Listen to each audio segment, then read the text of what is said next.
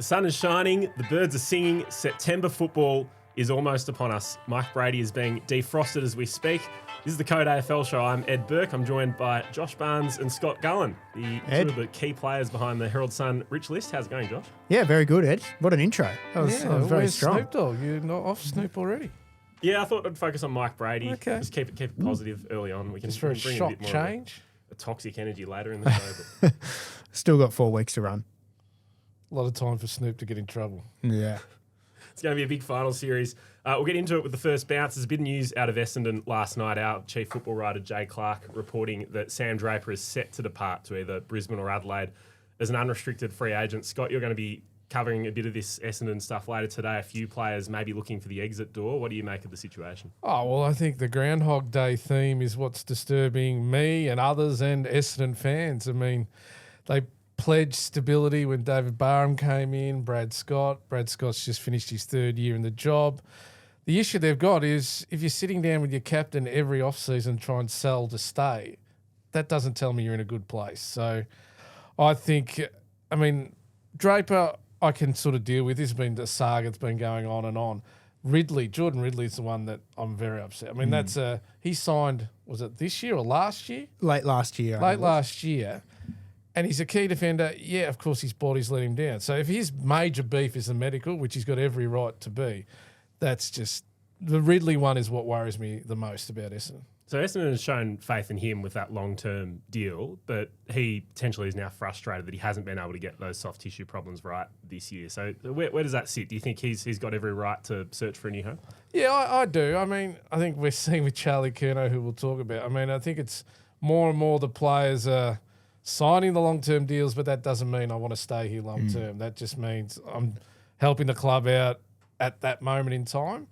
But, I mean, what Ridley has got a fair point. I mean, they've promised they were changing all the fitness. It didn't work. If the workplace you're in isn't the best, I can understand frustration and maybe going, well, why don't I go find somewhere that looks after me better? I don't mind it. I mean, if I mess it, I'm very frustrated about it, but they've got to have a better setup. Yeah, I think it's the small things with Essendon that just keep mucking up that continues on. Even the fact that Sam Draper is an unrestricted free agent, which was an own goal by Essendon, that they accidentally paid him the wrong amount of money so they can't match any deals, so he walks out for free and they don't have any power in the situation at all. Those are small things. The fact that they had to resurface Tullamarine 2 years running and still players are getting injured all the time. Like those small things just keep adding up, and that's what doesn't happen at a good club. It doesn't happen at the clubs that play finals all the time. And when that keeps happening, half your list keeps getting injured, then suddenly players think, what am I doing? Wasting my career here at Essendon. We're not going to play finals for another few years. They look further back than even when Brad Scott got there, despite them saying they have this long plan to rise up the ladder. So I'd be considering my options if I was a player with any currency. And as we know, rival clubs get a whiff of blood in the water. They're on to Zach Marritt's manager. They're on they know what's going on and they can smell out an opportunity and easy sell. So the next month will be very interesting. One thing I just want to quickly touch on is the size of these offers to the free agents. So Sam Draper, it's a reported $850,000 over 5 years is what Brisbane might have come to the table with.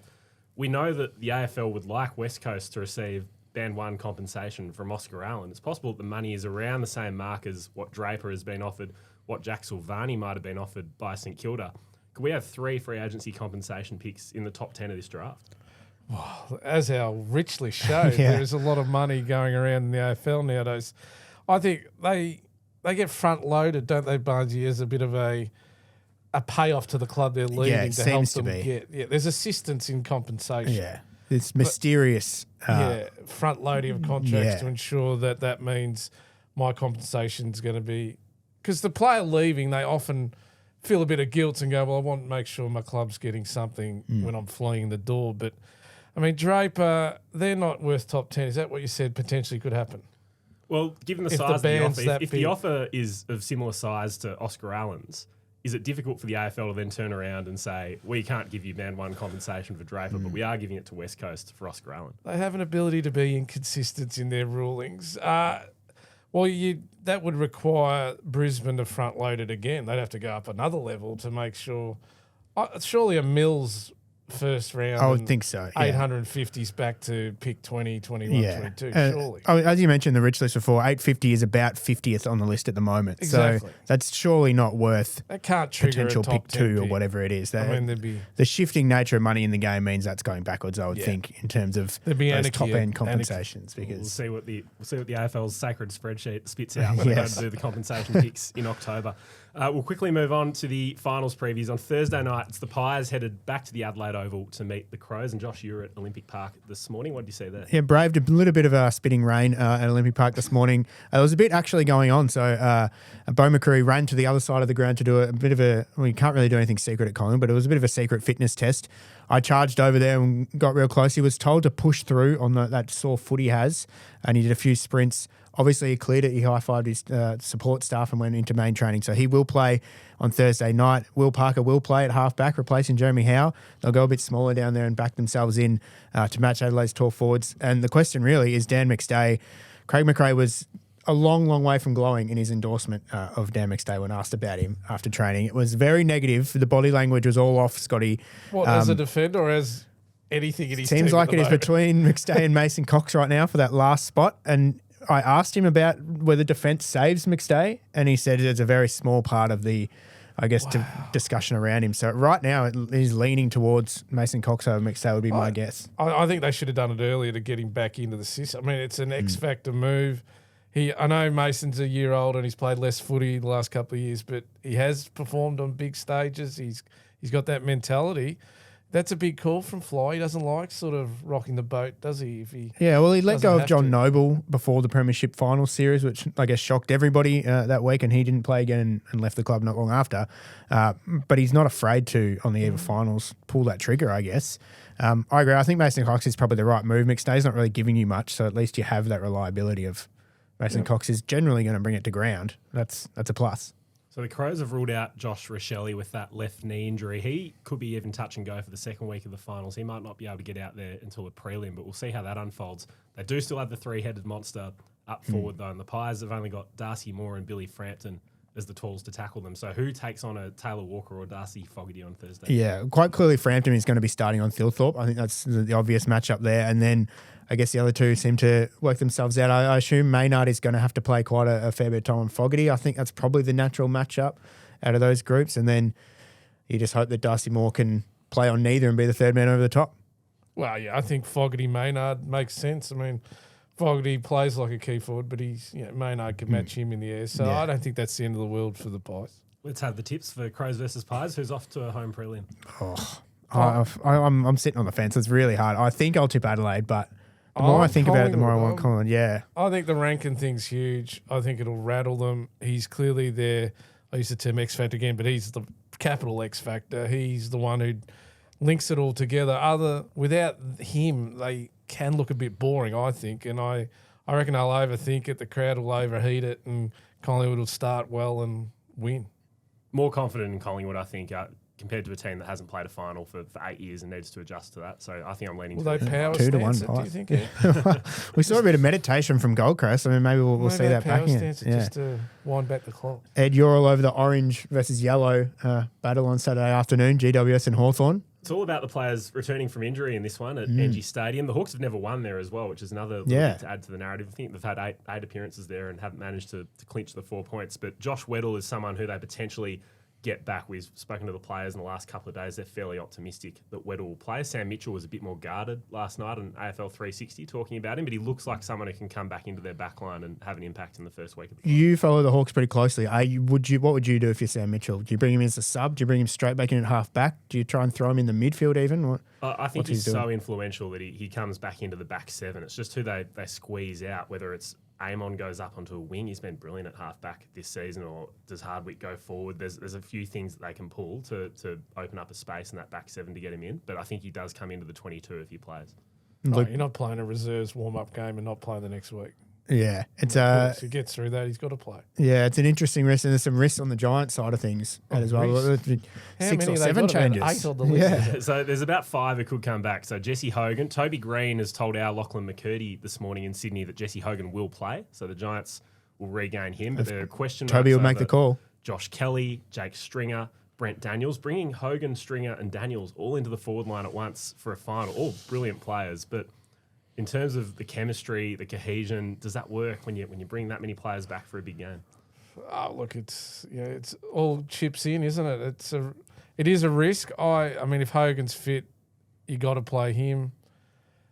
Jake the Snake Stringer. I mean, interesting. He's gone there for this moment. That's why he's there.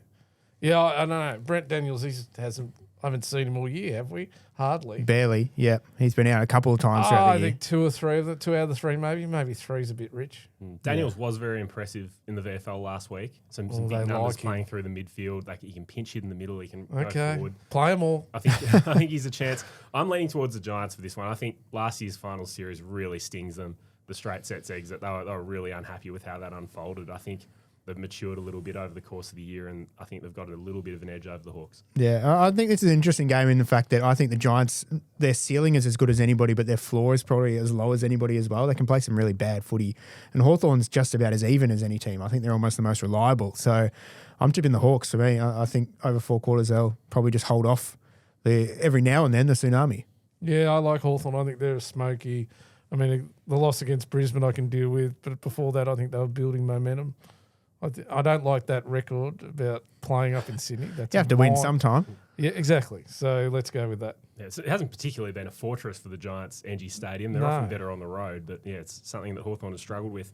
Geelong, Brisbane, a rematch of last year's preliminary final. It's going to be exciting on the MCG on Friday night. Josh, what have you made of the lead up from the Cats and the Lions? Yeah, it's going to be huge. We're going to answer a few questions. Firstly, Scotty, what do you reckon? You've watched a lot of footy. Does it matter if you don't play anybody good in the past 6 weeks?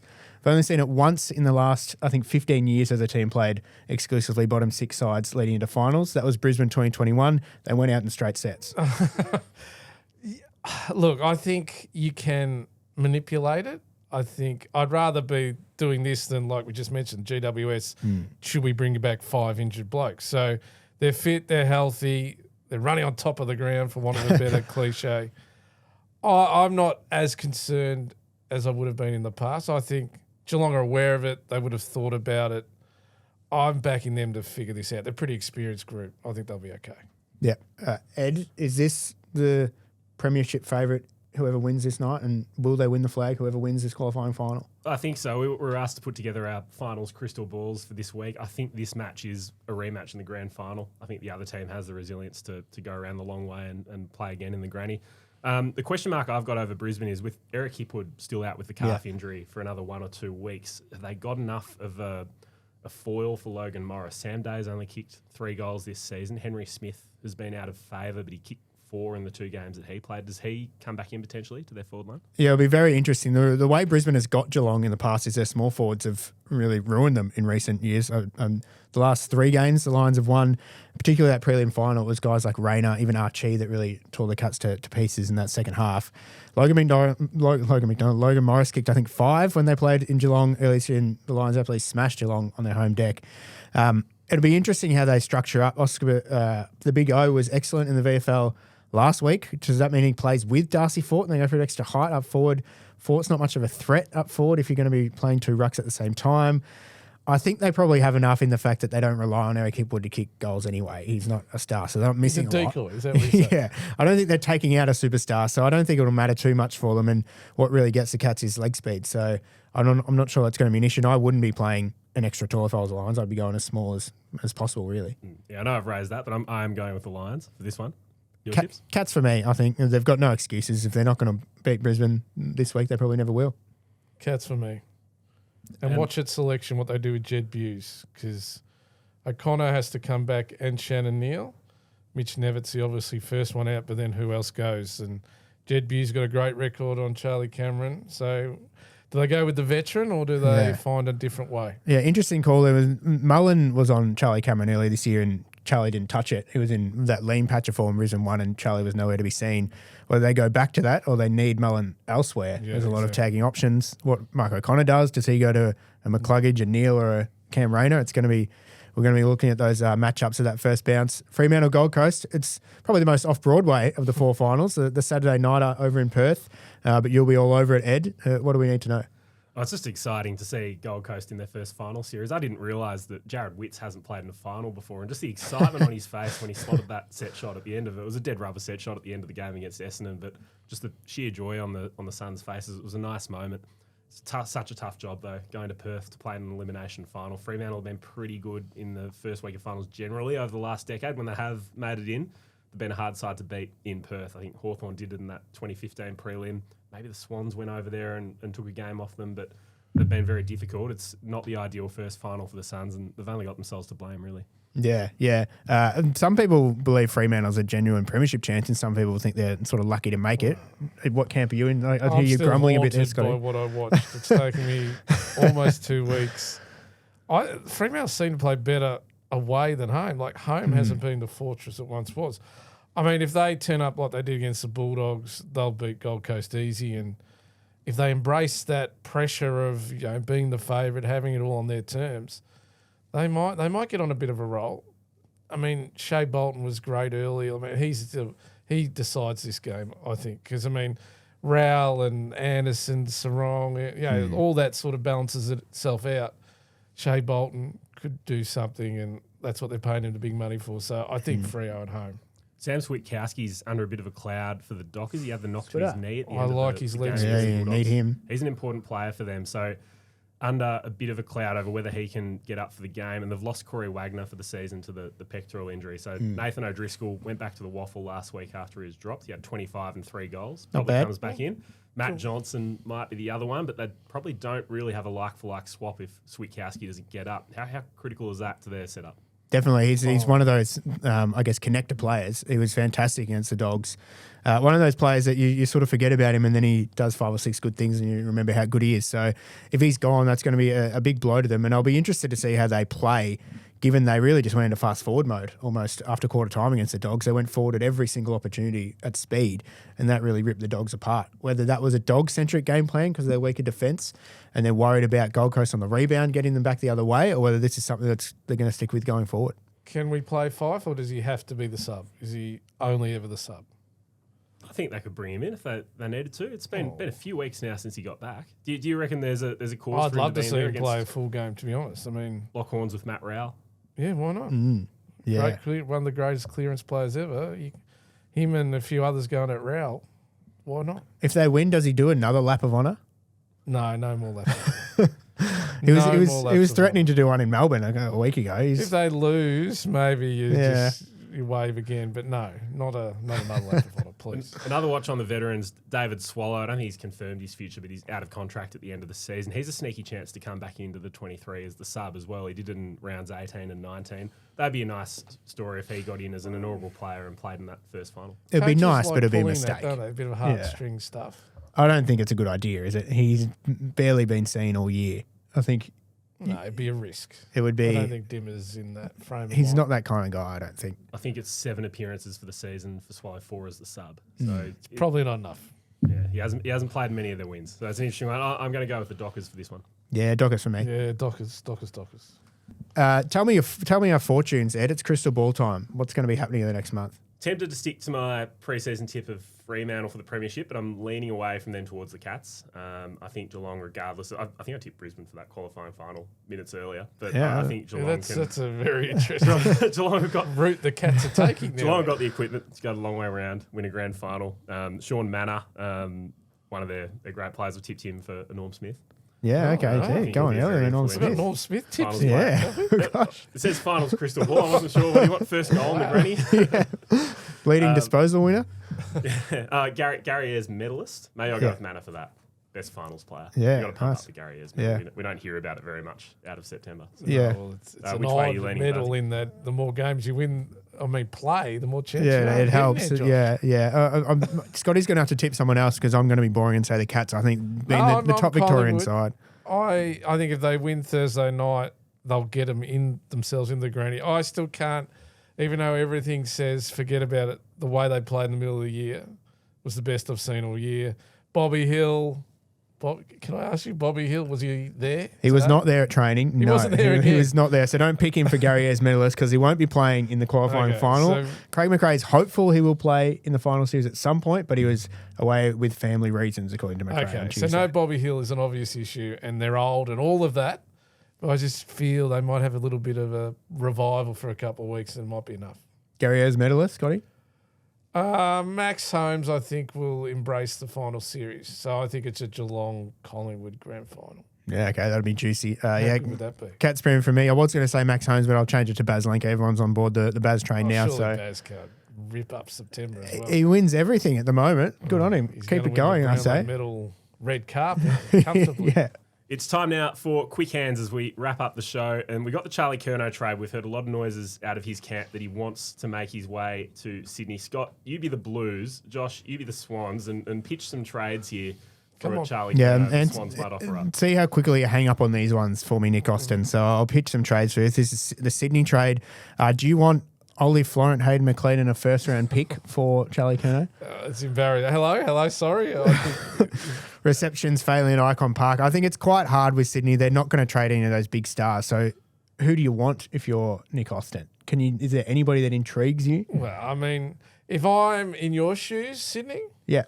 the Chad is going to go home in a couple of years. Do we not all agree with that? Yeah, it seems a potential. Let's no send the comment from Chad me. early over to West Send Coast. him on a detour. Oh, no, send him to West Coast. Yeah. Yeah, West Coast of Fremantle. I heard someone else, I can't claim who told me this, but Jackson or he's made, anyone who's made noise about coming home. So bring back Jackson to Carlton. Problem solved. Do you need a star player, or can you take a good pick? Like if it's to No, West I Coast need- and you get the number one pick. I can't sell it to my very upset members that we're shipping out a unicorn and getting picks back. No. Yeah. I need a first round pick as well as some gun. Yeah, that's going to be the sticking point. Don't is forget, finding... Charles is under my guidance for another 4 years. Yeah, I and decided he's he having a goes good in. time doing it too. Not him. If you, what about Jed Walter and Port Adelaide's first round pick for Charlie Curnow? If you're the Gold Coast, I'm warming to that because all the hype on Jed, even though he can't get a game, which is a slight concern. that's part of the selling point of not seeing your players is going to be hard. Port but Adelaide's first pick. What is that? that would be currently And why am I getting 5 or Port's 6 because that's better than Gold Coast pick. And how are they getting? How's Gold Coast getting Port's pick? They own it in the Jack Lukosius trade okay, last year, sorry. so I've already got that. I'm the Gold Coast. So what number is list it? manager now? That would be about 6, 7. Yeah, you get, and I need something else, but you're getting. I'm not hanging up on you. So you need 2 first rounders and Jed Walter. Yes. Yeah, okay, Maybe a so that's future getting close. first Though. too, something like Yeah, I might have a future first But in my back he is pocket. potentially the next Charlie Cameron. I mean, that's being very nice to him, but he has potential. So that's talking point. Yep. Shannon Neal in a second rounder. Would Stephen Wells do second rounder? Wow. If you're who has got more currency right now? Shannon Neal, who's kicked 42, including 30 in the last 8 Yeah, weeks. Shannon Neal's a at better player than 23. Jed Walter, comfortably. I'd want a first round pick. I'm not taking a second round pick. Yeah, Give okay. me your first round pick, and yeah, we can talk. So we've got some frameworks there, Ed. I mean, There's it's frameworks. possible. The thing with these, you'll be able to read on Code Sports whenever you're watching this, some ideas for trades for Charlie. The problem is, in the modern era, you don't see players traded like that very often. Clubs usually hang up and it's all about draft picks, and it all ends up being a 7-team deal that we don't have time on this podcast to go through. So that's going to be the tricky points. But I guess there are some options out there that Carlton would actually answer the phone, despite what Michael Voss says. It's gonna be how much Charlie ends up hating Carlton by the mid-October when the trade period's on. Yeah, good He thing is might we have a suddenly good. get really, really unhappy with it. We've got 6 weeks left, Ed. So there's Oh, plenty of time. God I feel like this sake. is one of those ones that gets done about 12 minutes after the trade deadline ends, and then they rework it to make it look Yeah. like it's been Yeah, that submitted has happened before. before, Edward. One of the last things I just wanted to run by you, the AFL's just confirmed that the ARC will be reviewing boundary line decisions during the final series. Once the ball, though, is back in play, once the boundary umpire has thrown it back in, it can no longer be overturned, the decision. So the workers in the ARC are going to be put under the pump. They've only got about 15 seconds to decide whether an out on the full or an insufficient intent has been made in error.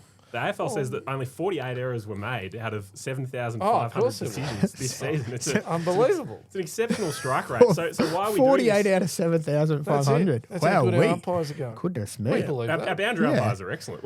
That's like when you get to the train station and have the signs up saying that 99% of services made it on time in the past month. It's pretty hard to believe. Clearly, this is only for if there's a little conference because Yeah. the field umpire and they come together because there's players. So that gives the ARC that time. If it's just some random one and the ARC's the umpire's going to throw them in. So I think it's for the conference one that wastes time anyway. I absolutely hate it. I'm going to look down the barrel now, and I think this is one of the worst ideas we've had in footy. It follows on with the many bad ideas that we need to get time out of the game.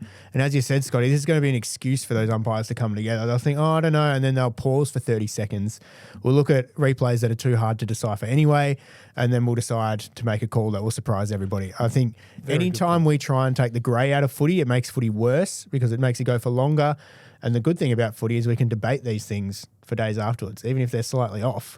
That's good. So the examples thrown up about players getting pinged for out in the full and all that sort of stuff, I don't think these 10-second window is going to solve that anyway. But now the umpires will waste a good 2 minutes, wasting my time, wasting Scotty's time and Ed's time just to watch soggy replays. It's a big no from me. I support my man. So that was Josh's javelin. It's an impromptu segment that has popped up in both episodes, currently unsponsored. But thanks for your javelin. I feel a bit warm in the face now. I'm not happy.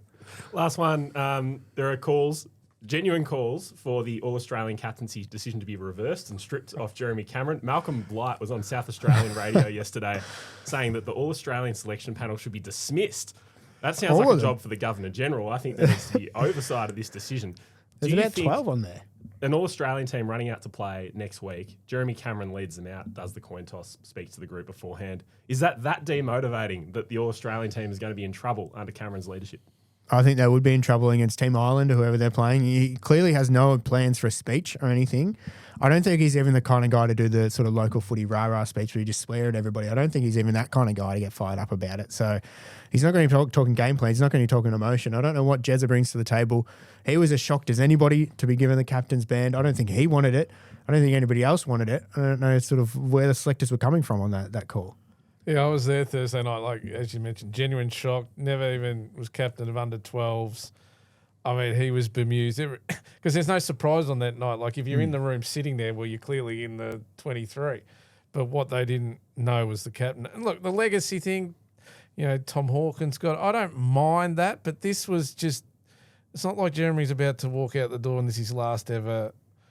You got to have had some, like the Hawkers at least been in leadership groups, might have captain. Yeah, he was vice captain on and off there for a little bit. He's vaguely been down that track. It was unusual. Yeah, I mean, Lance Franklin got it and he was never sort of close to captaincy, but that was a genuine, this is one of the best players of the century kind of selection. When I think Cameron Ling explained it quite well, that when there is a standout captain, they should pick that captain, and when there isn't, then you can go to legacy. And we had 5 captains in the team this year, including a couple of absolute standout ones. You could have even done a legacy and given it to Max Gawn. So I'm not throwing the toys out of the cot like Blighty, though. I don't think it's quite. He just wants a spot on the panel by the sound of it. Danger's not going to play forever. Tom Stewart's not going to play forever. I think it's good that Jeremy Cameron gets some captaincy experience under his belt in case he's needed at the Cattery. That's all we got time for on the Code AFL show. Josh Barnes, Scott Gullen, thanks very much for joining us. So much more to come from our finals coverage in the next few weeks. You can follow along on the Herald Sun website and the Code Sports website. Thank you very much for joining us.